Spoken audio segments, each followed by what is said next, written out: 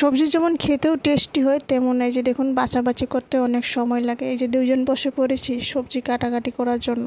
তো হরে কৃষ্ণ বন্ধুরা, তোমার সবাই কেমন রয়েছে? এই যে দেখুন আজ দুপুরের জন্য হাঁড়ির মধ্যে ডাল বসেছি। এদিকে হাঁড়ির ডাল বসে তাড়াহুড়া করে এদিকে আমি সবজি কাটাকাটি করে রেডি করে নিই। তো করলা, তারপর এই যে আলু একটু কেটে রেখেছিলাম, করলা আলু দিয়ে ভাজাভাজি করব। তারপর এই যে দেখুন 2-3টা কাঁচা লঙ্কা দিয়ে সুন্দর করে ভাজাভাজি করে নিব হলুদ লবণ দিয়ে। তো আজ ছোট ছোট করে কেটে দিয়েছি। এই যে দেখুন, তো করলা ভাজিটি হয়ে যাওয়ার পর তারপর এই যে দেখুন, তারপর এই ডালটি সম্বার দিয়ে দিই। টমেটোর একটা কেটে দিয়েছি সুন্দর করে, কাঁচা লঙ্কা দিয়েছি, লাল লঙ্কা শেষ হয়ে গেছিলো, কাঁচা লঙ্কা দিয়ে সুন্দর করে এই যে দেখুন ডালটি সম্বার দিয়ে উপর দিয়ে ঘি ছড়িয়ে দিলাম, ধনিয়া পাতা দিয়ে সুন্দর একটা সেন্ট হয়।